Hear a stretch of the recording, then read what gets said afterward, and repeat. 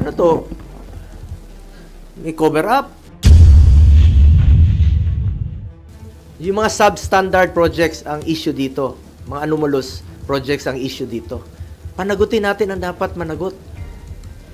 Huwag tayong lumihis. Ano to, para ilihis yung atensyon sa totoong may kasalanan? Dahil sa mga katanungan ninyo, inisa ko na lang po ang sagot. I welcome any investigation. Let the facts speak for themselves. Wala po akong tinatago. Wala po akong kinakatakutan dahil wala akong kasalanan. Hindi ako sangkot sa anumang anomalya. Ang aking sinumpaang tungkulin ay ang maglingkod sa bayan. At hindi ko po sasayangin yung tiwalang binigay po ng taong bayan sa akin. I am one with the Filipino people in this crusade against corruption. Kasama niyo po ako rito. At hindi po tayo titigil at wag ho tayong pumayag na ilihis po ang katotohanan. Kasi pag nailihis po ang katotohanan, magulo po yan. Magkakagulo po pag inilihis po ang katotohanan. Tumbukin niyo po yung dapat tumbukin.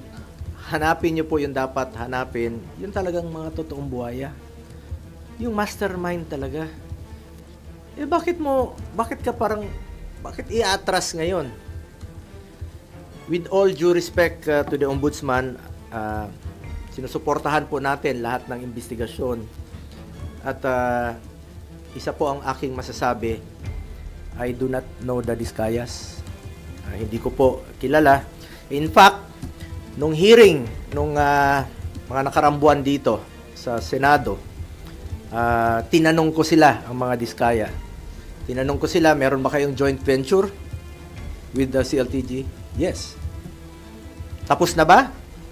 They answered yes. Napapakinabangan na ba? Yes. So, dun po, nagkaroon po ako ng interest din bilang isang senador at miyembro po ng Blue Ribbon na kung may pagkukulang, pagkakamali, kung anomalous o substandard, panagutin nyo. Sinabi ko doon. Ako mismo ang willing po akong magkaso. Kasuhan natin yung mga dapat kasuhan. Kahit kamag-anak ko. I'm willing to be the complainant. Kung talagang meron silang pagkukulang. At may pagkukulang ang Diskaya, kasuhan nyo. Wala po akong pakialam. Gusto ko accountability. At I'm urging the Diskayas and lahat ng witnesses, please lang, sabihin niyo yung totoo. Huwag ko kayong pumayag na ilihis po yung katotohanan. Kawawa yung Pilipino. Kawawa yung Pilipino. Tumbukin natin ang yung katotohanan. The truth lang po. Yun naman po ang pakiusap ko sa inyo. Na tumbukin po natin ang katotohanan. Mula noon hanggang ngayon, ang pinanghahawakan ko po ang delikadesa. I observe delikadesa in my whole life. Bilang isang probinsyano na taga Mindanao, Tanggenyong Bisaya, pangalan ko lang po ang aking pinanghahawakan at hindi ko sasayangin yung tiwala at boto na binigay po ng taong bayan. Ginawa niyo akong number 1. Hindi ko sasayangin yon. Tiwalang binigay niyo po sa akin. At serbisyo lang po ako. Yan po ang kailangan ng taong bayan ngayon. Makatrabaho na tayo at makapagserbisyo po tayo sa ating mga kababayan. Alam niyo, marami pong nabanggit nung hearing. Ang daming mga pangalan, tinutumbok na eh. Daming mga pangalan, di ba? Dami ng mga nakikita, lumalabas sa mga pangalan. Ilan kongresista, ilan mga opisyales, tinutumbok na. Sana naman, ituloy nyo na. Yun po ang gusto nating malaman. Ulitin ko, I am one with the Filipino people na alamin yung katotohanan. Tumbukin natin kung sino yung may kasalanan. Yung flood control ang issue dito. Yung ghost projects ang issue dito. Yung mga substandard projects ang issue dito. Mga anomalous projects ang issue dito. Panagutin natin ang dapat managot. Huwag tayong lumihis. Ano to? May cover up? Ano to, para ilihis yung atensyon sa totoong may kasalanan? Totoo lamang po. I am for accountability. Dapat panagutin po ang dapat managot. Please lang, nakikiusap po ako, let's make those responsible. Let's make them accountable for all this mess. Panagutin po natin ang dapat panagutin. Balikan ko lang po yung sa Senado. Dami na pong na-mention. Dami pong na-mention about the Discayas. Umabot na nga tayo sa Ilocos Norte na merong proyekto doon. Umabot na sa NBI, may proyekto ang Discayas. Yan ang maaring naging negosyo nila, makipag-joint venture, magpagamit po ng lisensya. Kung may kasalanan, panagutin nyo po. Panagutin nyo. Panagutin po natin. Hindi ko po kilala ang mga Diskaya. Wala po akong kinalaman sa kanila at wala po akong pakialam sa mga Diskaya. Kasuhan nyo. Kung kamag-anak ko kasama dyan, nag-joint venture sila, noong 2017, umatras na nga eh. Hindi, panagutin natin. I'm willing to be the complainant. Walang problema doon. Willing po ako na isa ako sa magiging complainant. Huwag niyo po ipahid sa akin ang dumi para kayo ang pumuti. Huwag naman pong ganun. Panagutin natin ang dapat managot dito. At isa po tayo ang ating layunin. Managot po ang dapat managot. Ang dami na pong nabanggit na kasama ng Diskaya, joint venture ng Diskaya. Yun ang imbestigahan. I am one with ICI. Secretary Vince ng DILG, I'm one with you. I'm one with the Ombudsman. Panagutin yan dapat panagutin. Kilala po ako ni Secretary Vince noon paano ako magtrabaho. At hindi po ako nakikialam bilang isang public servant. Noon, government employee, 2001, 1998 pa po, sa congressional office ni former President, former Congressman, former Mayor Rodrigo Duterte. Nang naging mayor siya, isa lang po ang pinakiusap ko noon.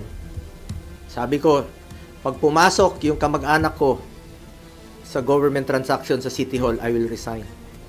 Pag pumasok sila sa Malacanang noon, I will resign. Dahil I observed delikadesa. Pinapili ko noon. Pumasok kayo, alis ako. Yan lang po ang puhunan ko rito. Ulitin ko, delikadesa. Hindi ko po kontrolado ang negosyo ng sino mang kamag-anak ko. Ilang beses na po ako naging issue ito. 2018, bago mag-eleksyon, naging issue. Bago mag-eleksyon ng 2022, hindi naman ako tumakbo, naging issue ng 2021. Bago nag-eleksyon, 2025, kinasuhan ako ng 2024. Mapigilan mo bang may negosyo sila? May mga negosyo po, kahit sino sa atin, may mga negosyo po ang pamilya natin. Wala pa ako sa mundong ito, may negosyo na po ang pamilya ko. Ang tanong po dyan, nakialam ba ako, binigyan ko ba ng pabor ang aking kamag-anak? Hindi. Nakinabang ba ako sa negosyo nila? Hindi. Because I observed delikadesa. At hindi ko po babaguhin yang aking prinsipyo, yung delikadesa po. Kung may kasalanan sila, hindi ko naman mabigyan ng negosyo, kung anong mga negosyo pinasukan nila, uso po yung name dropping. Kahit sino nun, ilang beses ko nang sinabi rito sa hearing, pag ginamit yung pangalan namin ni former President Duterte, consider it denied. Kasi marami pong mga nag-name drop, nakakilala, magpa-picture na ganito. Walang katapusan po yan na issue. Habang nandito po kami sa gobyerno, walang katapusang issue po yan na gagawin sa amin. Kaya ako, inunahan ko na lang po. Meron siya nagsasabi na may magpa-file na naman next week ng kaso, katulad nung kinaso last year, kaso against itong sa pamilya ko na naman. Mapili ko ba yung kamag-anak ko? Kung pwede lang pumili ng kamag-anak, papalitan ko yung kamag-anak ko. Makapili ba tayo ng kamag-anak? Siguro hindi po titigil ito unless na lang palitan ko yung kamag-anak ko. Or, kunin ng Panginoon yung kamag-anak ko, yung tatay ko. Hindi po ako papayag na manghihimasok po sila sa trabaho ko. Ako po ay isang senador, hindi po ako negosyante, hindi po ako kontraktor. Tatrabaho lang po ako para sa Pilipino. Ngunit ang issue po rito ngayon ay sana po huwag malihis po yung katotohanan. Magulo po yan pag ililihis nila yung katotohanan. Nag-aantay po ang sambayan ng Pilipino. Hindi ko kilala yung Diskaya at let me repeat, hindi po ako nakikipag-usap ng any government contracts o government transaction. Nung naging senador po ako, naging SAP po ako noon, maraming lumalapit, humingi ng tulong lang po ako sa kanila. I'm the most accommodating person, sa totoo lamang po, sa panahon ni Pangulong Duterte. Pero hindi po ako humingi ng kapalit. Sinasabi ko lang, gawin nyo lang yung tama. Just do what is right. Lalong-lalo na po sa mga natulungan ng mga nasa gobyerno po. Hindi natin maiwasan. Uso yung mga name dropper. Walang katapusan gagamitin yung pangalan mo. Ulitin ko lang po, kung may pagkakamali o pagkukulang man ang kamag-anak ko, ako na po mismo ang magpapakaso at magpapakulong po sa kanila. And it would be very unfair on my part na po na maging dahilan pa ako na hindi na po nakipag-cooperate ang Diskaya dahil meron silang pinoproteksyonan. Ako na pong nananawagan muli, not only sa Diskaya, nananawagan po ako sa lahat ng witnesses. Diskaya, lahat ng contractors, magsabi kayo ng totoo. Magsabi kayo ng totoo. Tumbukin po natin yung talagang mastermind. Papunta na eh. Papunta na doon sa mastermind eh. Sa ICI, alam niyo sino yung mga mastermind. Tumbukin niyo po. Sa DPWH, sa Ombudsman, tumbukin niyo yung mastermind.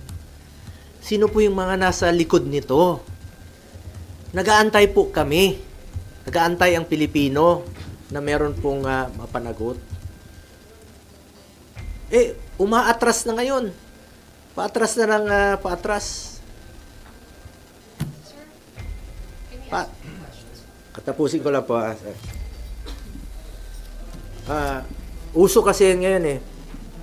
Puputikan ka ng itim para sila ang pumuti. But I trust our people to see through the noise. I have stood by them through floods, fires, earthquakes, and the pandemic. I earned their trust not through words but through action. Serbisyo po ako at pagmamalasakit sa Pilipino. At hindi ko po sasayangin yung tiwalang binigay niyo po sa akin. I will never walk away from them. Sa katotohanan lang po tayo, ang pakiusap ko lang po, sa katotohanan lang tayo. Lumabas po yung totoo muna. The truth lang po.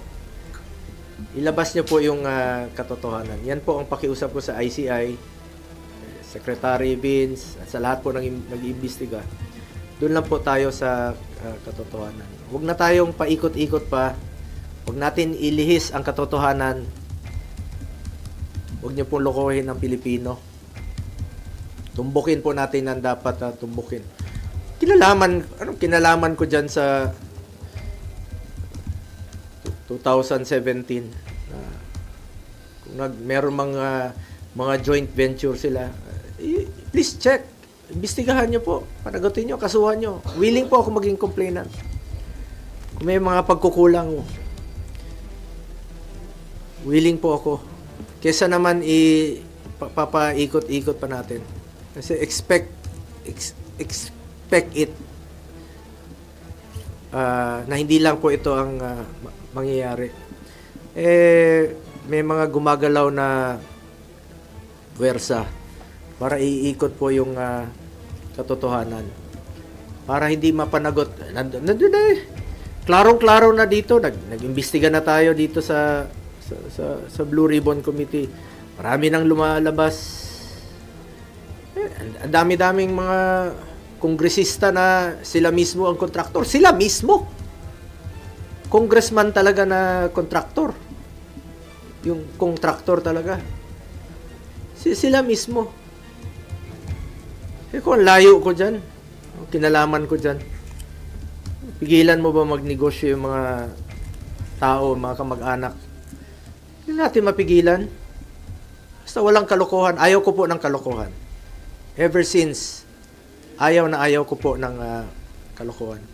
At nakikiusap lang po ako sa lahat, no, sa DPWH, sa Ombudsman, sana po'y maging fair. Tumbukin natin ang katotohanan.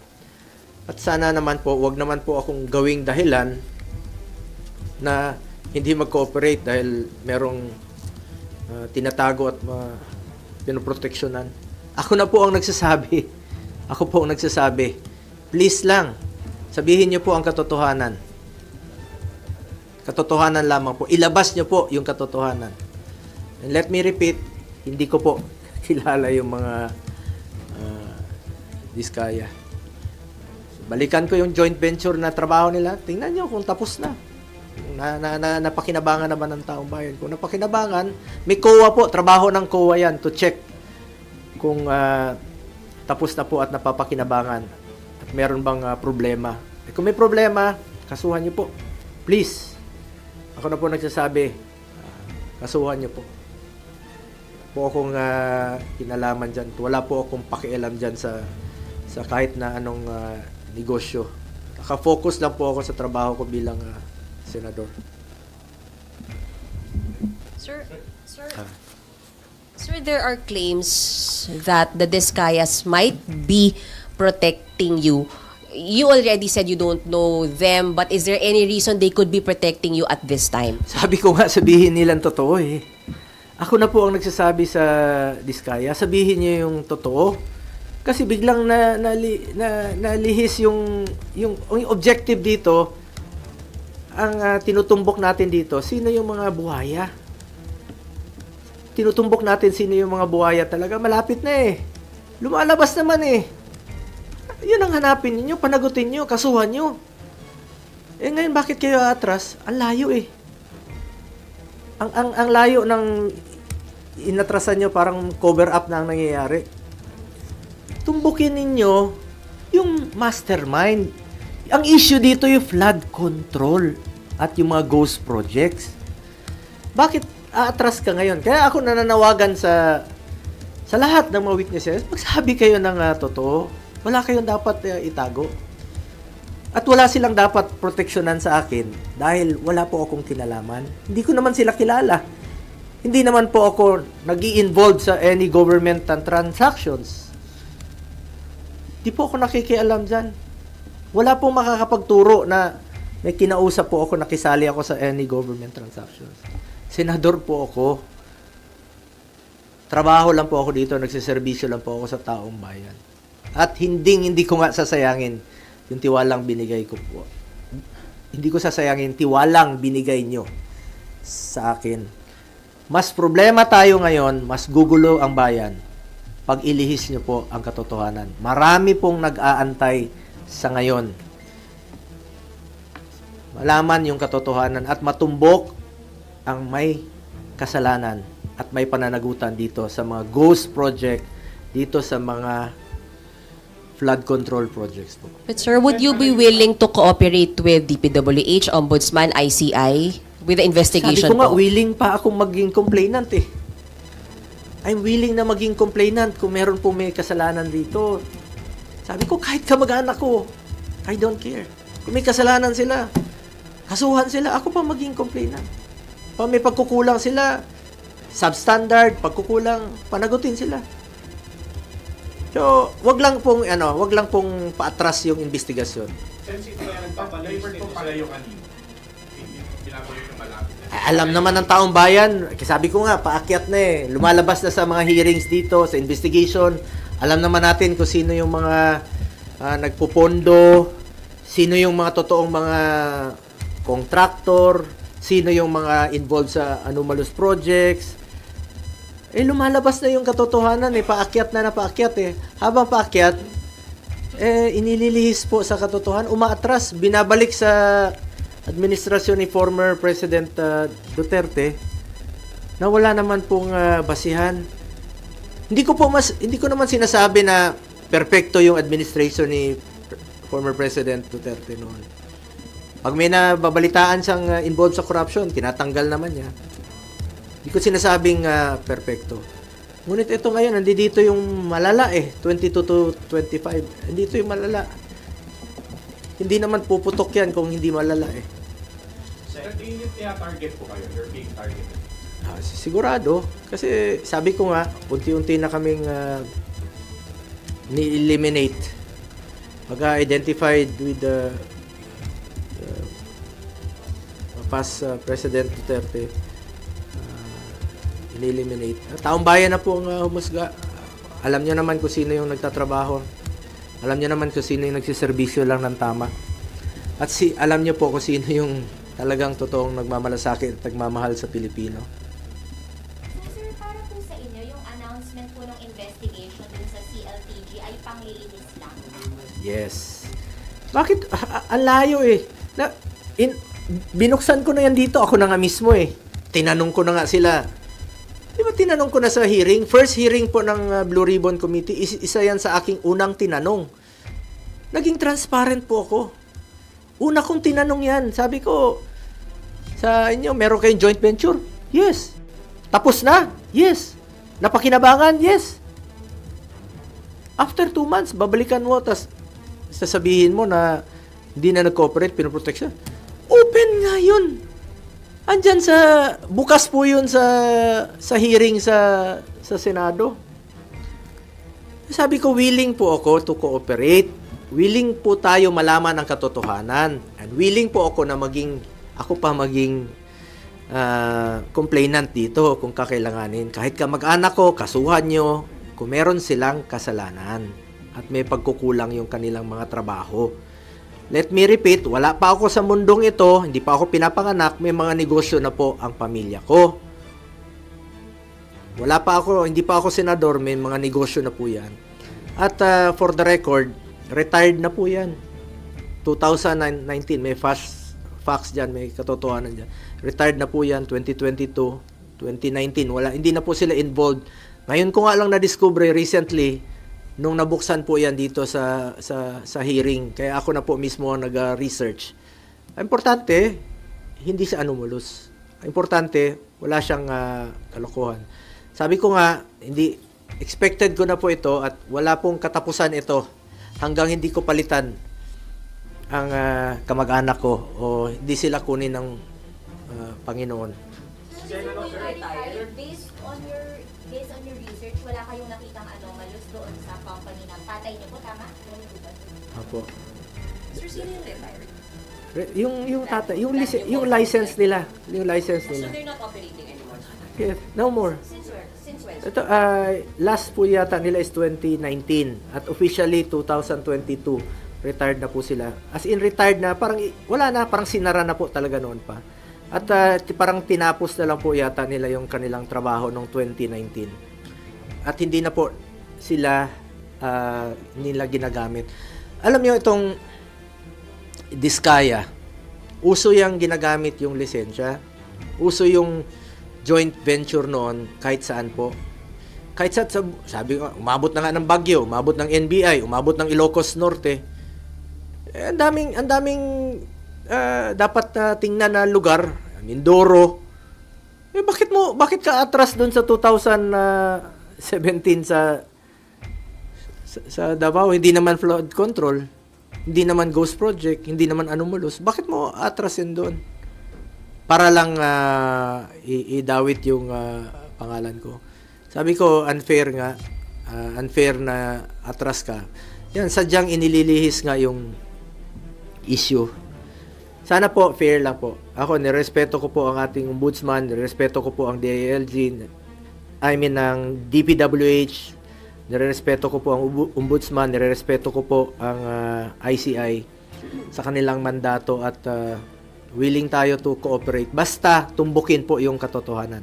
The truth lang po. Doon lang tayo sa katotohanan at hindi tayo magkakamali. Sa totoo lang po tayo. Yung joint venture between CLTG and St. Gerard, sabi sir, they were able to bag contracts sa Davao, hundreds of millions. Did you know about it? Were there favors given para makakuha ng contract sa Davao? Sabi ko, ulitin ko, since 2001, Mayor pa si Mayor Duterte, di po ako nag-influenza, never po ako nag-influence, never ko po ginagamit ang aking posisyon. Kaya sinabi ko kanina, nakialam ba ako para bigyan ng pabor ang aking kamag-anak? Hindi. Nakinabang ba ako dito? Hindi rin po. Because I observe delikadesa. At yan po ang aking puhunan hanggang ngayon. Delikadesa. Hindi lang po sa mga government projects issues. Sa lahat po ng bagay, I observe delikadesa. Prinsipyo po yan sa buhay at hindi ko yan sasayangin. Yung binigay niyo pong tiwala sa akin. Let me repeat, I observe delikadesa. Kung ano man po yung napanalunan nila noon, kanila po yun. At recently ko lang po nalaman, kaya nga po, tinake up ko rin po sa Blue Ribbon Committee. Tinanong ko yan doon sa kanila. At sinagot naman po ng mga Diskayas. Wala po ako tinatago. Ako na nga mismo nagtanong eh. Nasa records naman po. Tingnan niya lang po sa records. Ako mismo ang nagtanong sa kanila.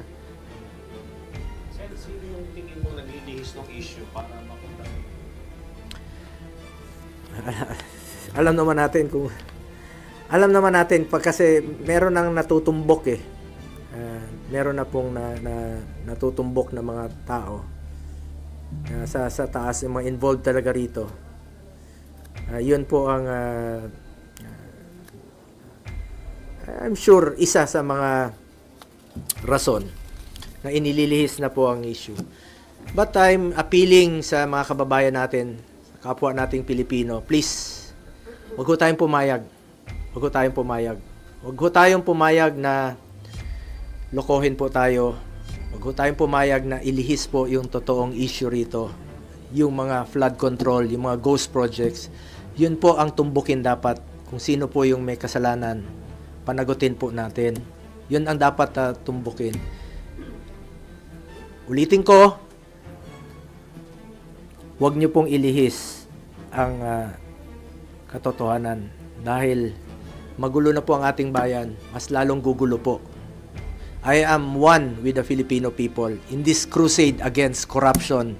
Hindi lang po sa flood control, hindi lang po sa ghost projects, sa lahat po ng korupsyon sa gobyerno. Kontra po ako dyan. Pangako lang, sir. Sabi po ng ICI just now, posible rin daw po kayong ipatawag. Okay lang po. No problem.